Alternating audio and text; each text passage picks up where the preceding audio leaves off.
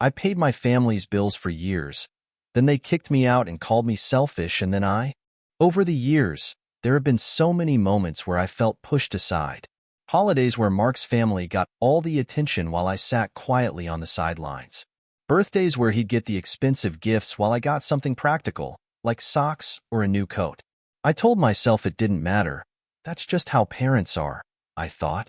Besides, I had always been independent. I didn't need the fanfare or attention.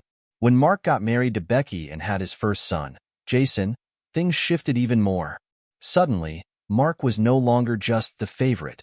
He was asterisk, the one who gave us grandkids. My parents were over the moon, as if their lives were complete now that they could proudly call themselves grandparents. I was happy for him, too, but I couldn't help but feel a little invisible in my own family. Still, I shrugged it off because, as I've always told myself, family helps family. Now here's where it all started to spiral. At the end of last year, Mark lost his job. He worked as a manager for a small retail chain, and when the company started closing locations, his store was one of the first to go. It sucked. I really did feel bad for him. I remember Becky calling my parents in tears, worried about how they'd manage with just her part-time income at the bakery. Mark wasn't the best with savings. Shocking, I know. So losing his paycheck hit them hard. But rather than helping him figure out a real plan to get back on his feet, my parents' solution was to invite him, Becky, and their 2 kids to move into the house. On paper, it might sound reasonable. They have space, and family sticks together in tough times. The problem? That space they so graciously offered was mine. It happened on a Sunday night. I'd just gotten home from a long work trip, exhausted, craving nothing but a shower and my own bed. As soon as I walked through the door, I knew something was up. My parents were waiting for me at the kitchen table. Mom with her usual concerned face, Dad quiet as always, fiddling with his watch. "Sarah, honey, we need to talk," Mom said. I dropped my bag by the door and sat down, suddenly on edge. Mom didn't beat around the bush. "You know how hard things have been for your brother since he lost his job. He's got Becky and the kids to worry about, and they really don't have anywhere else to go." I felt my heart sink. I already knew where this was headed. "So, where are they going to stay?" I asked, even though I knew the answer before the words left my mouth. Mom smiled like she'd rehearsed it 100 times. "The basement suite is perfect for them. It's separate from the main house, so they'll have their privacy. Becky and the kids will be comfortable there." I blinked at her, trying to process. "Wait, my basement suite? Where am I supposed to go?" Dad finally chimed in, though his voice was quieter. "We've set up the hobby room for you. It's cozy. You'll have plenty of space." I couldn't believe what I was hearing. The hobby room was a glorified closet. It was where Mom kept her sewing machine, stacks of fabric, half-finished crafts, and bins of holiday decorations. It wasn't even a bedroom. "You're kidding, right?" I said, hoping this was some bizarre joke. Mom's tone shifted, turning defensive. "It's only temporary, Sarah. Besides, this is our house, and we need to make decisions that benefit the family as a whole. You'll be fine in the hobby room for now." There it was. That classic phrase, "It's our house." The conversation ended with me sitting there in stunned silence while my parents patted themselves on the back for being helpful and generous. I didn't argue much. What was the point? Mark was moving, and whether I liked it or not, my space, my comfort, didn't matter. I spent that night packing up my essentials, clothes, toiletries, my laptop.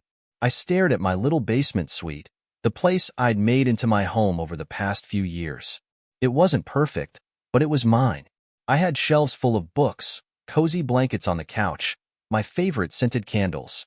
Now all of it was being ripped away from me to accommodate Mark and his family. The worst part was that they didn't even ask. There was no conversation, no family meeting. "No, Sarah, how do you feel about this?" It was just decided for me, like my feelings didn't matter at all. By the next morning, I knew I couldn't stay. Not in the hobby room. Not in a house where I was clearly just a supporting character in someone else's story. So I made a plan. For the 2 weeks I had off between work trips, I booked an affordable, all-inclusive resort in the Florida Keys. It wasn't fancy, but it was cheaper than paying $1,600 in rent and groceries for a place I didn't even live in anymore. Plus, it came with peace and quiet, two things I desperately needed. When I told my parents about my plan, they didn't seem to care much. Mom even said, "Well, if that's what you need to do." It wasn't until I left that the real drama began. 2 days into my stay at the resort, my phone buzzed. It was a message from Mom. "Mom, hey Sarah, where's the money for rent and groceries this month? We're counting on it to help support Mark and the kids." I stared at the message, speechless. Surely she wasn't serious. I called her back, and the conversation went something like this. "Mom, I don't live there anymore. Why would I pay rent?" "Because we're still a family, Sarah. You know we're all in a bind right now, and Mark needs that space more than you do. But you gave away my space. I'm not even there." Dad got on the phone then, his voice more forceful than usual. "You can't just leave your family hanging like this. We raised you better than that." It was like talking to a wall. No matter what I said, they kept hammering the same point. I was selfish. I was abandoning my family. Mark's struggles were my responsibility, too. Then Mark chimed in over the phone. "Sarah, you don't understand. I have a family to take care of. You don't need the space like we do." I snapped. "Mark, when you had your job, did you ever send Mom and Dad money to help out?" "No. You spent it all on yourself. So why am I supposed to bail you out now?" That shut him up for a moment. By the time the call ended, I was shaking with anger. For years, I'd been the one holding everything together, helping my parents, paying bills, being the responsible one. And for what? To be kicked out of my own space and called selfish for putting my foot down? That's when I realized something. This wasn't about helping my family anymore. It was about control. They expected me to play a role I never signed up for, and when I refused, they turned on me. I sent Mom $400 for groceries out of guilt, but that was it. I wasn't going to keep funding their lives at the expense of my own. What I didn't realize then was that this was just the beginning. My decision to stand up for myself would send shockwaves through the entire family, and the backlash would be unlike anything I'd ever experienced. It didn't take long for things to unravel after I refused to keep paying for a place I no longer lived in. If I thought the guilt trip during that first phone call was bad, I had no idea just how far my parents, and the rest of my family, would go to keep me in line. The all-inclusive resort in the Florida Keys was supposed to be my reprieve, a chance to breathe and clear my head. For once, I wasn't paying $1,600 a month to live in a basement suite I'd been evicted from. The little bungalow I rented had everything I needed: a pool view, decent food, and, most importantly, peace. It felt like a taste of freedom I hadn't even realized I'd been craving for years. But that peace didn't last long. On the third day of my stay, my phone buzzed relentlessly with texts and missed calls. "Mom, Sarah, we're disappointed in you. This isn't what family does." "Dad, it's not fair to leave us hanging like this." "Mark, do you even care about anyone but yourself?" Each message hit me like a jab. My parents were relentless, and it was clear Mark had joined their campaign to wear me down. I didn't reply to any of them at first. I told myself I needed space, that they'd calm down eventually, but the texts kept coming. Then the phone calls started. At one point, I picked up out of sheer frustration, only to be met with Mark's voice on the other end. "You know what you're doing to Mom and Dad, right?" His tone was accusatory, like he'd rehearsed it. "They're struggling. The house is too expensive, and now they're trying to help me and my family. You're making it worse by leaving. I don't get how you can be so selfish." I couldn't believe what I was hearing. "Selfish?" I repeated, trying to stay calm. "You took my space, Mark. I'm not even living there anymore. Why would I keep paying for something I don't have?" "It's not about space, Sarah. It's about family. I have kids to think about, and you don't. You should be helping out more, not running away." The audacity of it was stunning. Here was my brother, who'd spent years mismanaging his money, telling me I owed it to him, owed it to his kids, to fund their lives. I hung up. That was the only response I could muster at the time. By the end of the week, I was starting to feel like I couldn't escape. My parents might have been 1,000 miles away in Riverside, but their words followed me everywhere. Every time I checked my phone, there was another message waiting for me. The tone varied. Sometimes guilt, sometimes anger, sometimes a weird combination of both. "Mom, Sarah, think of Jason and Liam. They're just little boys. Do you really want them to suffer because you're being stubborn? Dad, you owe it to us. We took care of you when you were younger. Now it's your turn. Mark, you'll regret this when the kids remember how their aunt turned her back on them. It wasn't just the texts either. My extended family got involved. I started getting calls from people I hadn't spoken to in years. My Aunt Linda, Uncle Gary, and even cousins I barely knew. Sarah, honey, Aunt Linda cooed during one call. I'm sure you don't mean to upset your parents like this. They've done so much for you. Can't you just help a little longer? Mark really needs it right now. I wanted to scream. A little longer? I thought bitterly. How long was a little longer? Another month? A year? Forever? No one seemed to care that I'd already been paying more than my fair share for years. The final straw came the day after I returned from the Keys. I'd just finished unpacking when there was a knock on the door of my small apartment in Columbus. I opened it, and there stood my parents. Mom looked exhausted but determined, a thick folder clutched in her hands. Dad, as usual, said nothing, though his presence loomed like a silent threat. Mom? Dad? What are you doing here? I asked, completely stunned. We need to talk, Mom said, brushing past me and walking into the living room. Dad followed her, and I had no choice but to let them in. They sat down on my couch like they owned the place. Mom opened the folder and started spreading out papers on the coffee table. I recognized what they were immediately: utility bills, repair estimates, grocery receipts. Sarah, she started, we can't do this without you. Look at these expenses. The mortgage is still due, the roof needs repairs before winter, and Mark's kids need school supplies. We need your help. I stared at her, stunned. I'm not living there anymore. Why should I pay for any of this? Because you're part of this family, Dad snapped, finally speaking. And family sticks together when times are tough. You don't just run off because things get hard. I felt my frustration boiling over. You didn't ask me, Dad. You didn't ask how I felt about giving up my space. You just decided for me. And now you want me to keep paying for it? That's insane. Mom's voice softened, but the manipulation was clear as day. Honey, think of Jason and Liam. They don't understand why their aunt isn't helping. We just want to keep this family together. That was the moment it clicked for me. This wasn't about the mortgage, or groceries, or even Mark's kids. This was about control. My parents had always expected me to be the good one, the responsible daughter who would keep everything afloat. And now that I wasn't playing along, they didn't know how to handle it. I stood up, pointing toward the door. I think you should go. Mom's eyes widened. Sarah? No. I'm serious. You need to go. For the first time, Dad looked genuinely surprised. I don't think they ever expected me to push back. We're just trying to do what's best for the family, Mom said as they shuffled toward the door. I didn't respond. I shut the door behind them and locked it. Then I sat on the couch, shaking. That night, I lay awake thinking about everything. My family's expectations. My own needs. The years I'd spent being the good daughter, quietly sacrificing my own financial freedom so they could live comfortably. It hit me then. I'd been enabling this dynamic for years. The second I started earning money, they started depending on me. And the more I gave, the more they expected. It wasn't my fault that Mark had mismanaged his life, and it wasn't my responsibility to fix it. But breaking free wasn't going to be easy. My parents weren't just going to back off because I told them to.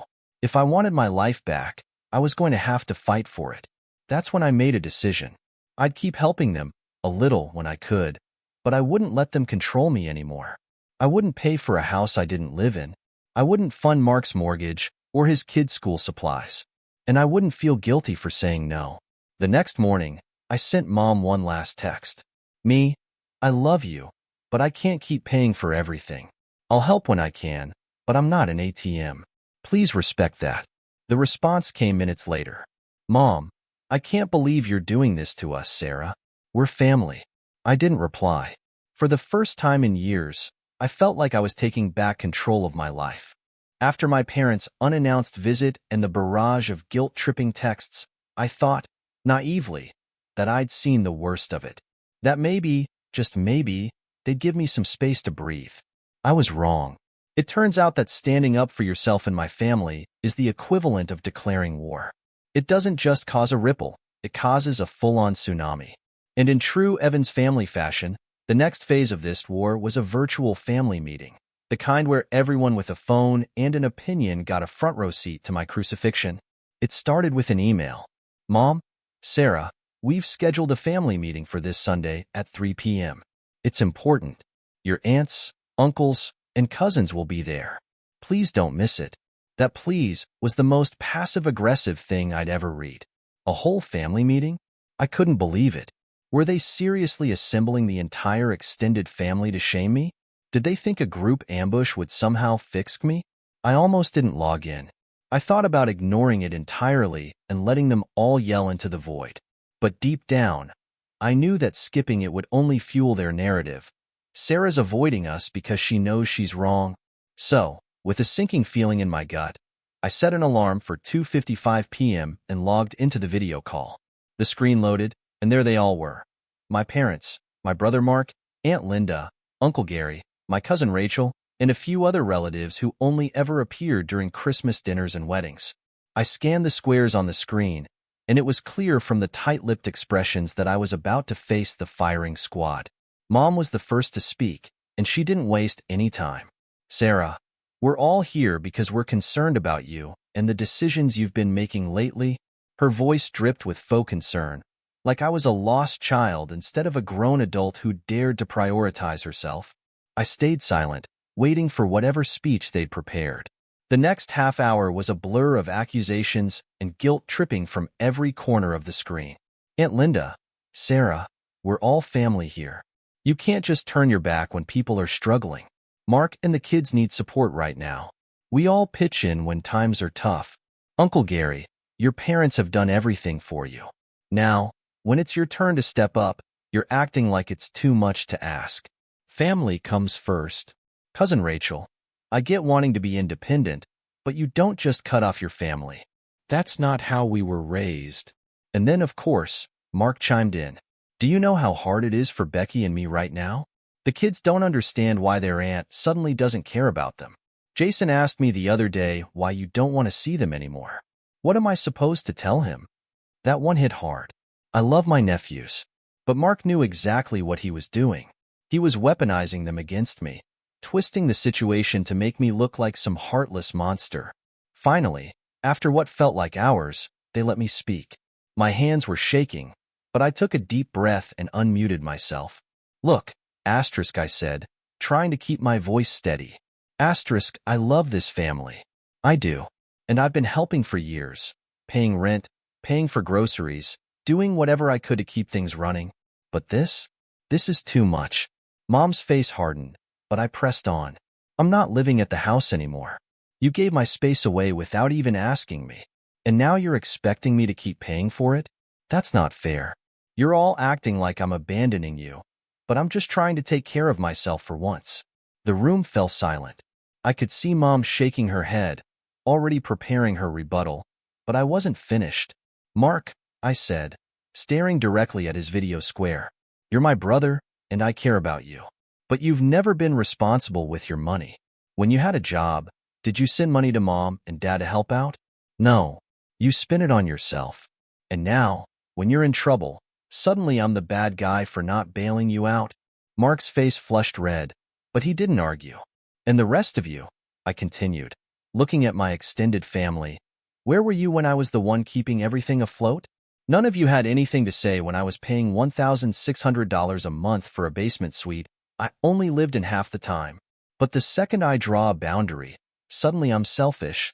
The silence that followed was deafening.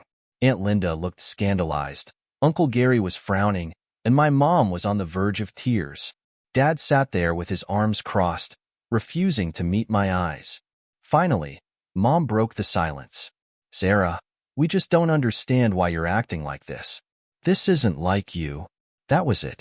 The final straw. This is me, Mom. I'm just not the doormat you've gotten used to. I didn't wait for a response. I clicked leave meeting and shut my laptop with a satisfying thud. The text started immediately. Mom, you didn't have to humiliate us like that, Sarah. We were trying to have a conversation. Mark, you've changed. I hope you're happy leaving your family behind. Aunt Linda, I can't believe how disrespectful you were to your parents. I ignored all of them. I didn't owe them an explanation, not anymore. But even though I felt justified, I couldn't help the gnawing guilt in my stomach. Growing up, I'd always been the good one, the responsible daughter who never caused trouble. Standing up for myself felt foreign, like I was breaking some sacred family rule. That night, I sat on my couch with a glass of wine and tried to process everything. The more I thought about it, the more I realized that this wasn't just about money or space. It was about control. My family had spent years relying on me, assuming I'd always fall in line. The moment I stepped out of that role, they turned on me. I didn't regret what I said in the meeting. If anything, it felt like the first honest thing I'd said to them in years. But I knew the worst wasn't over. My family wasn't going to back down quietly. They were just getting started. After the family meeting, I hoped things would calm down. Maybe I was delusional, but I thought that, just maybe, the shock of me finally standing up for myself would make them back off. Give me space. Give themselves time to reflect. I was wrong. If anything, my refusal to give in only turned up the heat. It was as if I'd poked the proverbial bear, and now it was clawing back with everything it had. My family didn't see boundaries as something to respect. They saw them as challenges to overcome. The guilt trips got sharper, the manipulation got bolder, and the attempts to drag me back into the fold turned downright invasive. It happened a few days after the family meeting. I was just wrapping up a client report when my coworker, Sam, popped his head into my office. "Hey, Sarah. Some woman called reception asking for you. Said she was your mom. She left a message with Emily, but I think you should hear it." My stomach dropped. I followed him to reception, where Emily handed me a sticky note with a puzzled look on her face. Message: "This is Nancy Evans, Sarah's mother. We're going through a tough time, and I need to discuss some urgent family matters that might be affecting her focus at work. Please encourage her to step up. Thank you." I froze, staring at the note like it might catch fire in my hands. My mom had called my workplace. My workplace. Not to check on me, not because there was an emergency, but to leave a message suggesting I wasn't pulling my weight for the family. I felt humiliated, furious. My face burned as I crumpled up the note. Sam gave me an awkward smile. Everything okay?" I nodded stiffly. "Yeah, it's fine. Just family stuff." But it wasn't fine. I called my mom the second I got home that evening. "Why would you call my work, Mom? That's completely out of line." She sounded indignant, like I was the unreasonable one. "I had to get your attention somehow. You're not listening to us, Sarah. Maybe hearing it from someone at work will help you see how serious this is." I couldn't believe what I was hearing. "My work has nothing to do with you, or Mark, or your bills. You can't drag my professional life into this." Mom didn't even hesitate. "We're your family. We come first. You need to start acting like it." "No," I said firmly. "I don't. I need you to respect my boundaries, and I need you to leave my job out of this." "Boundaries?" She scoffed. "This isn't about boundaries, Sarah. This is about family loyalty. You're abandoning us, and you don't even see it." I hung up. There was no point in arguing. My mom was so deep in her own narrative that nothing I said would change her mind. The next day, I woke up to a slew of notifications. I didn't even need to check my phone to know who it was. Sure enough, my brother Mark had taken to Facebook. His first post was vague, just enough to stir up sympathy without giving away details. "Mark Evans, in tough times, you find out who your real family is. Some people forget where they came from when it's inconvenient for them. We're doing the best we can, but it's hard when some people won't step up." The comments poured in. "Stay strong, Mark. You've got this. Family is everything. Whoever's letting you down will regret it one day. You don't need toxic people in your life. Focus on your beautiful family." The kicker, though, was a direct message from Mark himself. "Mark, Jason keeps asking why you don't visit anymore. Do you want me to tell him the truth, that his aunt doesn't care about him?" I sat there, staring at my phone, equal parts furious and heartbroken. I hated how Mark weaponized his kids against me, knowing how much I loved them. But I also knew this was classic Mark. Play the victim, gather sympathy, and make me out to be the villain. I refused to reply. I wasn't going to play his game. It was only a matter of time before my parents tried something else. I should have expected it. That Saturday morning, I was sipping coffee and enjoying a rare quiet moment when there was a knock at my door. My heart sank as I peered through the peephole. There they were, Mom and Dad, standing on my doorstep with a manila folder in Mom's hand. I debated not answering. I could have pretended I wasn't home, but I knew they wouldn't leave. I took a deep breath and opened the door. "What are you doing here?" I asked. Mom didn't even wait for an invitation. She brushed past me, Dad trailing behind her. They sat down on my couch, as if they owned the place, and Mom pulled out the folder. "We need to talk about finances," she said, spreading out bills and receipts on my coffee table. I rubbed my temples. "Mom, we've been through this. I'm not paying for a house I don't live in anymore." "Sarah, you don't understand," Dad said, his voice tense. "We're struggling. Mark's struggling.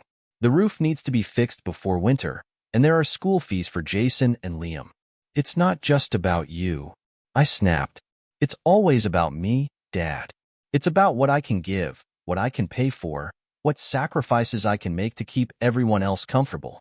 Well, I'm done.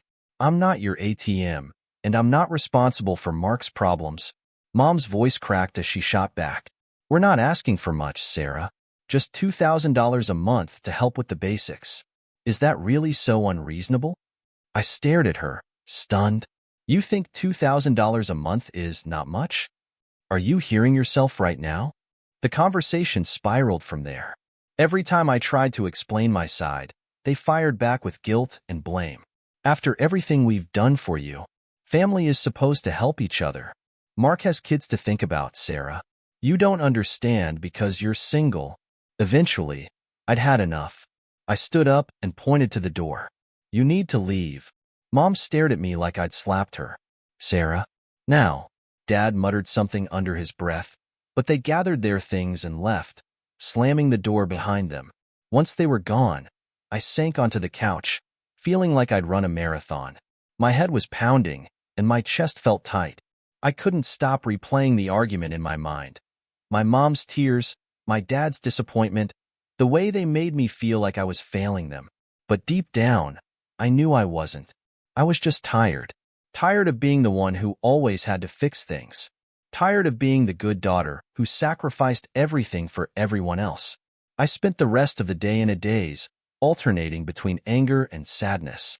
The constant manipulation, the guilt, the pressure, it was all getting to me. For the first time, I realized that this wasn't just a temporary conflict. This was a cycle, one that would never end unless I broke it. That night, as I lay in bed, I made a promise to myself. I would not let them drag me back in. No matter how hard they pushed, no matter how much they tried to guilt me, I would stand firm. I owed it to myself to stop being their crutch.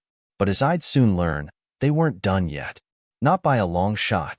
After my parents' unannounced visit and their absurd request for $2,000 a month, I thought I'd seen every possible card they could play. I thought I was finally prepared for their emotional manipulations and guilt trips. I told myself that standing firm would be enough to make them back off. But the thing about people who thrive on control is that they don't give up easily. They escalate. The next week was like living in a pressure cooker.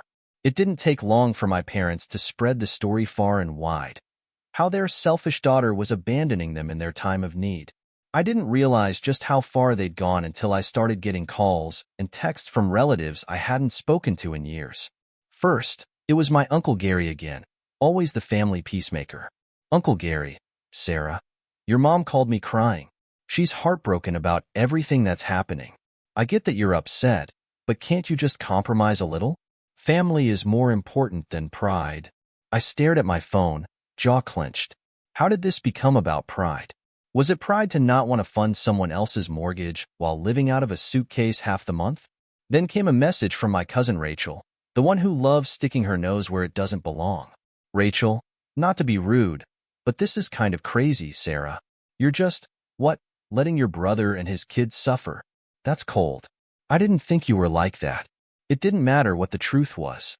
My parents had crafted their own version of events, a story where I was the villain who'd abandoned her family, who cared more about money than her poor brother and his innocent children. They turned me into the black sheep overnight, and it worked. Of course, my brother Mark didn't miss his chance to fan the flames. His social media posts became more frequent, more pointed. Mark's Facebook post. Some people say they care about family, but when times get tough, they're nowhere to be found. I'll do whatever it takes to keep my kids happy, even if it means carrying this weight alone. I ignored it. But then my phone buzzed with a notification from a group chat my cousins and I shared. Rachel had posted a screenshot of Mark's latest post, adding, "Rachel, yikes. He's talking about you, isn't he?" The humiliation burned through me. Mark knew exactly what he was doing. He was framing himself as the struggling hero, the father who never gives up, while painting me as the heartless, selfish sister who refused to help. His friends and random acquaintances flooded the comments with sympathy and encouragement. No one knew the truth. And Mark? He didn't care. Just when I thought things couldn't get worse, my mother crossed another line. It happened on Tuesday morning. I was in the middle of a conference call when my boss, Tom, knocked on my office door. He looked uncomfortable. "Sarah, can I talk to you for a minute?" I muted my call and nodded, feeling dread settle in my stomach. Tom closed the door behind him and sat down across from me. "Your mom called the office again," he said carefully. "She didn't speak to me directly, but she left a message with reception." I felt my face flush with embarrassment. "I'm so sorry. I'll handle it." Tom held up his hand. "It's okay. Family stuff happens. I just wanted to make sure everything's all right. If there's something you need time off for, just let me know." "There's nothing going on," I said quickly, my voice sharp. I hated that my mom had dragged my professional life into her mess. "I'll make sure it doesn't happen again." Tom nodded and left, but the damage was done. I felt humiliated. I sat at my desk for a long time, staring blankly at my computer screen. How does she? My work was the one place I'd managed to keep separate from my family's chaos, and now she was invading that too. By the end of the week, I was emotionally drained. The texts, the phone calls, the gossip, everything felt relentless. I couldn't go a single day without someone trying to mediate or guilt-trip me back into submission. My parents were pushing harder, my brother was weaponizing his kids, and the rest of the family had taken sides. And then the final blow came. Another unannounced visit. It was Saturday afternoon. I'd just finished cleaning my apartment when I heard a knock on the door. My heart sank. I didn't need to look through the peephole to know who it was. I opened the door to find Mark standing there, his arms crossed, a scowl on his face. "Mark? What are you doing here?" He didn't waste time with pleasantries. "We need to talk, Sarah. This has gone on long enough." I crossed my arms and blocked the doorway. "No, Mark. We don't need to talk. You need to leave. You don't get to just walk away from your family," he said, his voice rising. "Jason and Liam don't understand why their aunt doesn't care about them anymore. You're breaking Mom and Dad's hearts. You're breaking mine." Something inside me snapped. "No, Mark. I'm not the one who walked away. You did that when you decided it was my responsibility to clean up your mess. When you decided I owed you something just because I worked hard and made better choices. I'm done carrying you." Mark looked stunned, like no one had ever spoken to him that way before. For once, he had no comeback. "Go home, Mark," I said quietly. "Take care of your own family. I'm done." I closed the door in his face. For a moment, I stood there, shaking, half expecting him to knock again or yell through the door. But he didn't. I heard his footsteps retreating, and a wave of exhaustion crashed over me. That night, I sat on my couch, staring at the wall. I thought about everything that had happened over the last few months. The eviction from my basement suite, the endless guilt trips, the invasion of my workplace, the lies Mark spread online. It wasn't just that my family was asking for help. It was that they felt entitled to it, to my money, to my time, to my life. And when I dared to say no, they'd made it their mission to punish me for it. I realized then that I had a choice. I could keep fighting this losing battle, or I could walk away. The next morning, I called my friend Jessica, one of the only people who'd been in my corner through all of this. "Jess, I'm moving," I said. "Moving? Where?" "I don't know yet. Out of state, somewhere far. I need a fresh start." Jessica didn't hesitate. Good. You deserve it. Do it for you, Sarah. Over the next 2 weeks, I put the pieces into motion. I applied for a job transfer within my company and started searching for apartments in a city I'd always wanted to visit. Charlotte, North Carolina. It was far enough to give me space, but close enough that I wouldn't feel like I was running away completely. The day I packed up my car and left Columbus, I didn't tell my parents. I didn't tell Mark. I left a short note on the kitchen table at my old house. I love you, but I can't keep living this way. I hope you understand one day. I don't know if they ever will. Driving down the highway toward Charlotte, I felt a strange mix of emotions. Grief for the family I'd had to leave behind, anger for the way they treated me, but also relief. For the first time in years, I felt free. Free from guilt. Free from obligations that weren't mine. Free to start over. As the miles stretched out behind me, I realized that I wasn't running away. I was choosing myself. And for once, that was enough.